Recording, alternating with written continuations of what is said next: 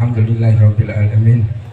Wassalatu wassalamu ala asyrofil anbiya'i wal mursalin sayyidina wa maulana Muhammadin wa ala alihi wa sahbihi ajma'in. Amma ba'd. Hadirin rahimakumullah. Usikum wa nafsi bi taqwallah. Qala Allah Ta'ala fil Qur'anil Karim, wa man yattaqillaha yaj'al lahu makhraja wa yarzuqhu min haitsu la yahtasib. Hadirin rahimakumullah, assalamualaikum warahmatullahi wabarakatuh. Alhamdulillah tsumma alhamdulillah, Allah dengan sifat Rahman Rahimnya masih memilih kita. Allah berikan taufiknya, Allah takdir kita dikumpulkan di salah satu tempat yang semoga Allah selalu muliakan, Masjid Baitur Rahman, Dusun Pojok, Desa Subuh, Kecamatan Balirejo, Kabupaten Madiun, dalam rangka rangkaian safari Maulid yang alhamdulillah malam ini malam yang ke-59. Semoga kita semuanya dipanjangkan umurnya oleh Allah Subhanahu wa Ta'ala, ditakdir bisa mengkhatamkan rangkaian safari Maulid ini, dan semoga apa yang kita lakukan malam ini, para panitia dari safari Maulid malam ke-59 dan malam-malam yang telah berlalu dan malam-malam yang akan datang, harapan saya kepada Allah, semoga Allah berikan balasan kepada kita dengan balasan yang terbaik dohir wa batin.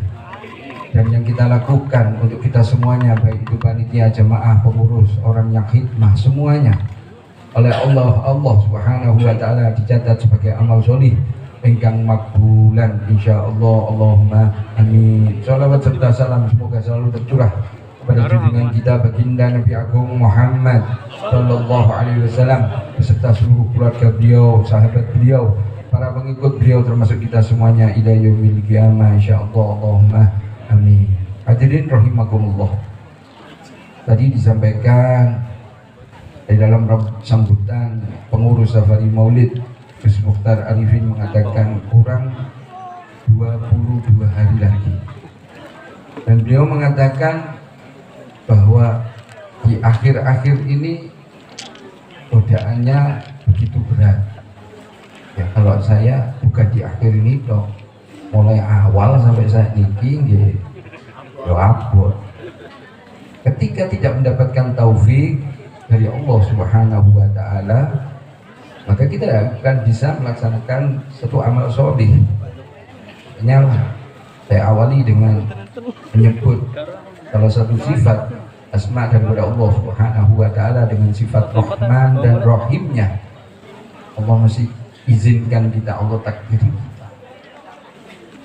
Hadirin rahimakumullah, yang perlu kita garis bawahi, saat ini kita malam ke-59. Pernahkah terpikir di dalam pikiran kita, pernahkah terbersit di dalam hati kita, kalau kita sudah khotam terus badil nyapo mau ngapain? Ibarat kita pertandingan saat ini sudah pancet puncak partai final, kalau sudah menang terus mau ngapain? Orang yang sudah haji, selesai haji, pulang ke tanah air, ngapain? Ya, pernah terpikir seperti itu? Kita safari Maulid 81 hari, tidak main-main gitu. Ini tadi saya ngitung gini, terbersit di dalam pikiran saya dalam 1 tahun itu ada 336 hari, betul nggak? Dibagi 7 ketemu 48. Maksud saya 7 itu dalam 1 minggu. Rangkaian safari Maulid 81 hari itu hampir dalam 1 minggu. Itu bisa 2 kali majelis kalau dalam 1 tahun. Kalau sudah khotam ini loh, kita mau ngapain gitu loh. Apa yang kita lakukan setelah selesai safari Maulid gitu? Ayo coba kita berpikir di sini. Kalau kemarin jenengan masih ingat ketika kita di Bedak, saya menyampaikan 2 hal. Yang pertama, yang perlu kita pahami Ada kalimatnya Allah, wa ma khalaqtul jinna wal insa illa liya'budun. Allah nggak akan ciptakan kita manusia dan jin kecuali untuk beribadah. Nah, jadi kita melakukan ini ya dalam rangkaian ibadah gitu. Ada satu penjelasan yang disampaikan oleh Habib Taufik bin Abdul Qadir As-Segaf ketika juga beliau menjelaskan tentang kalam daripada Allah ini, wa ma khalaqtul jinna wal insa illa liya'budun. Beliau mengatakan ketika ibadah ada dua perkara yang harus kita pahami. Apa? Sahih, benar, kemudian makbul, diterima. Jadi ketika kita ibadah, kita juga harus mikir apakah ibadah kita ini sudah betul, sudah benar kah? Kemudian yang kedua, kalau sudah benar, apakah sudah pasti diterima oleh Allah Subhanahu wa Ta'ala? Memang betul tidak tahu, tidak tahu kita mana ibadah kita yang diterima oleh Allah Subhanahu wa Ta'ala, mana kita tidak tahu. Oleh sebab itu nggak tahu, maka kita harus berpikir bagaimana caranya agar ibadah ini bisa dikabul, bisa diterima oleh Allah Subhanahu wa Ta'ala. Ketika saya mikir ini tadi, saya terlintas ketika beliau oleh Habib Hadi bin Alwi bin Hasan Al-Kaf memberikan satu nasihat. Beliau mengatakan bahwa ibadah yang dicinta oleh Allah wa Rasuli, yang perlu kita garis bawahi kata-kata dicinta. Berarti kalau cinta itu senang, kemungkinan besar kalau senang sudah pasti menjadi ridho. Kalau ridho insya Allah diterima, karena disenangi, dicintai, disukai, diridhoi oleh Allah wa Rasuli. Apa? Yaitu ibadah yang sifatnya istiqomah. Istiqomah niku terus menerus. Kalau ada yang berpendapat istiqomah itu meningkat, gak apa-apa, boleh, silakan. Akan tetapi kalau meningkat ini ada satu nasihat lagi dari beliau oleh Habib Hadi bin Alwi bin Hasan Al-Kaf, yaitu ketika kita memulai satu rangkaian ibadah, lebih khusus daripada ini yang sunnah. Kalau yang wajib sudah ada aturan, nggak boleh dikurang, nggak boleh ditambah. Tapi kalau sunnah, nah ini kalau meningkat berarti jangan sampai turun. Terus beliau memberikan nasihat, kalau ibadah-ibadah yang sunnah itu beliau mengatakan mulai dari jumlah terkecil dan tentukan waktunya. Kenapa kok tentukan waktunya? Kita sendiri, beliau menunjuk kepada saya, tentukan waktunya. Saya sendiri yang menentukan. Kenapa? Karena aktivitas kehidupan pribadi kita yang tahu kita. Kapan waktu longgarnya? Nah, di sini tentukan jumlahnya mulai dari yang terkecil, kemudian tentukan waktunya. Ini kalau yang sunnah. Dengan tujuan apa? Mencari yang istiqomah ini. Istiqomah. Ibadah yang istiqomah. Kemudian saya kaitkan lagi dengan nasihatnya Al-Habib Umar bin Muhammad bin Salim bin Hafid bin Syekh Abu Bakar. Beliau mengatakan, beliau menukil kalamnya Sayyidil Baginda Nabi Agung Muhammad Sallallahu Alaihi Wasallam. Beliau mengatakan bahwa ibadah yang berkualitas itu harus disertai dengan adab batiniah yang baik. Saya ulangi lagi. Habib Umar mengatakan agar ibadah bagi manusia ini berkualitas, maka harus disertai dengan adab batiniah yang baik. Meskipun tadi dikatakan, Habib Hadi mengatakan jumlahnya kecil, aktivitasnya tidak terlalu banyak, akan tetapi kalau disertai dengan adab batiniah yang baik, maka ini akan berkualitas bagi manusia tersebut. Jumlahnya banyak, apunten, tapi tidak ada nilainya gitu, berbobot. Ibarat kalau nyun sewu padi niku basa Jawa ini bong. Boten. Sing wis dipanen, gabah. Kotak ijo itu. Gabah itu ada yang metes. Terus ada yang kopong. Kalau yang gabuk banyak, tidak ada manfaatnya, tidak berguna buat apa. Ya mungkin kalau zaman kecil saya dulu orang yang jualan es batu dikasih itu. Allahu a'lam, nah tidak tahu. Tapi kalau padinya yang mentes tentu akan diseleb, akan menjadi beras, manfaatnya luar biasa di situ. Begitu juga ibadah kita. Oleh sebab itu masalah adab batiniah itu wilayahnya Allah Subhanahu wa taala, bukan wilayah kita. Contoh batiniah ya, istiqomah, jujur dan lain sebagainya di situ. Kita minta kepada Allah. Minta ya Allah, seperti yang disampaikan Yusewu.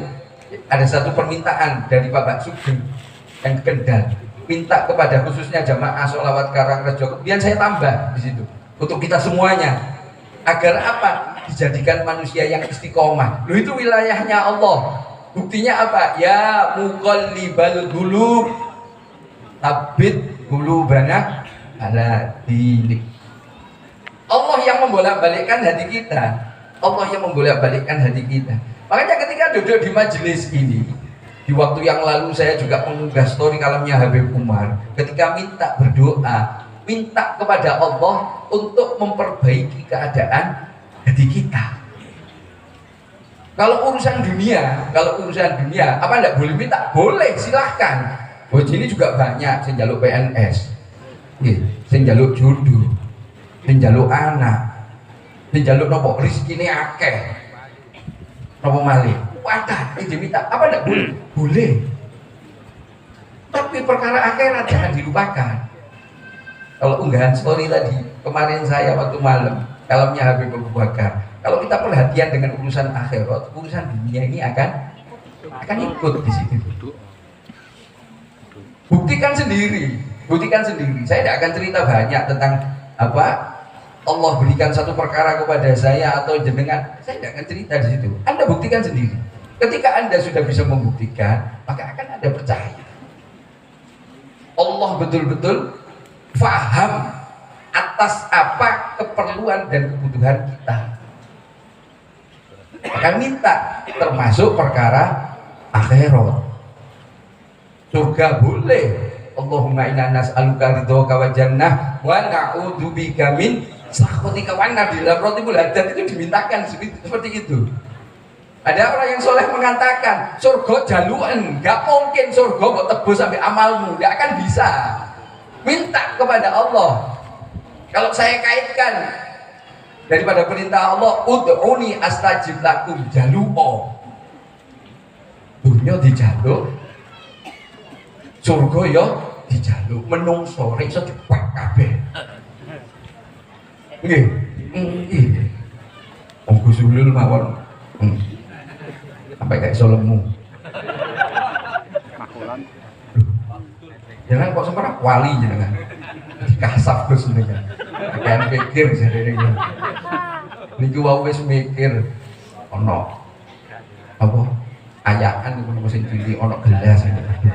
Kira entuk mek siji sing sitok entuk kek yopo, sok kek iki. Boleh, ayo kita minta. Bahkan tempat yang kita lakukan, aktivitas yang kita lakukan khususnya di bulan dalam rangkaian Safari Maulid ini, kita jadikan satu sarana untuk kita sampaikan kepada Allah apa kepentingan kita kepada Allah Subhanahu wa ta'ala. Termasuk yang sampaikan nanti kalau sudah selesai penutupan 81 hari, nyapo hasil dari madrasah Safari Maulid ini yang disampaikan para mubalek-mubalek, mulai dari malam pertama sampai nanti penutupan, apa yang ada di dalam pikiran panjenengan itu jenengan terapkan di dalam kehidupan keseharian kita, sehingga Allah perintahkan kita untuk ibadah bisa berjalan dengan sempurna. Harapannya semacam itu. Ibadah yang kita lakukan ini, karena Allah ciptakan kita hanya untuk ibadah.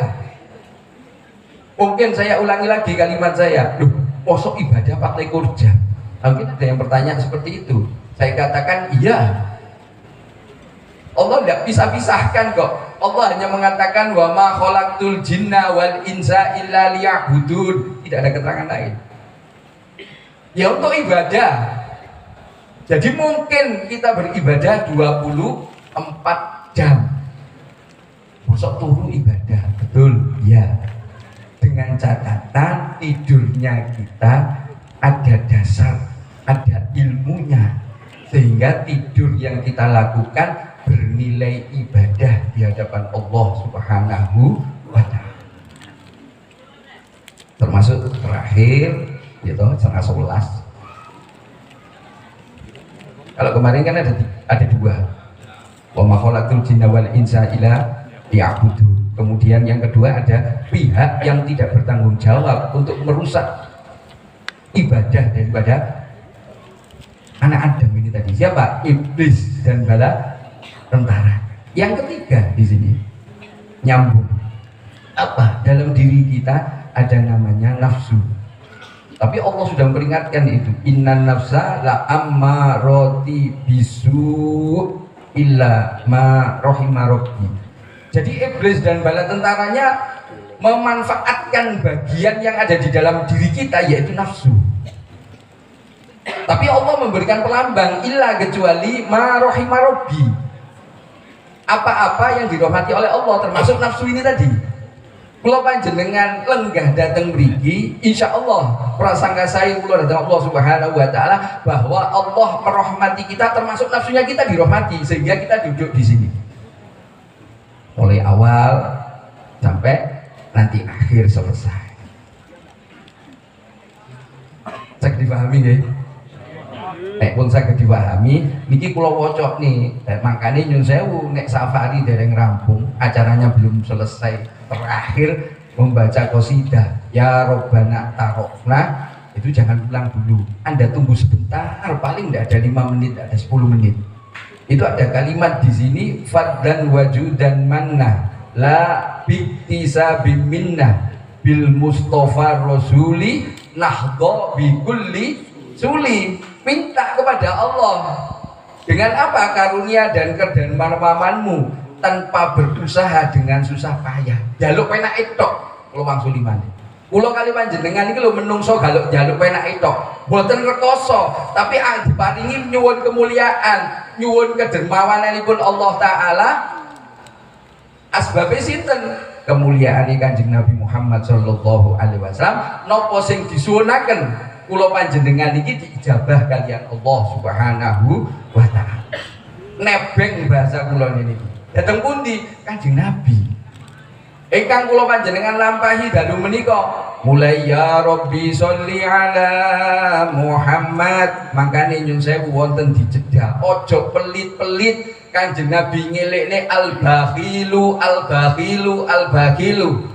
Tiyang sing pelit niku boten sing gak gelem ngekeki dhuwit. Iki luwih pelit meneh. Wis maksud kula paham lah, nek menungso ngetokne dhuwit iki angel, paham. Sifat dasarnya manusia itu pelit. Niki Kanjeng Nabi sing dawuh, wong pelit daripada mengeluarkan uang ini, lebih pelit siapa? Yaitu ketika disebut asma baginda Nabi Agung Muhammad sallallahu alaihi wasallam tidak bersolawat kepada baginda Nabi Agung Muhammad sallallahu alaihi wasallam. Sallu ala Nabi Muhammad.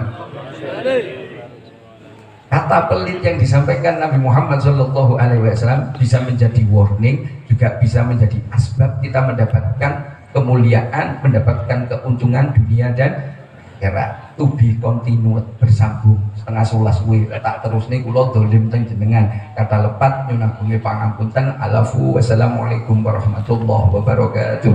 Waalaikumsalam warahmatullahi wabarakatuh.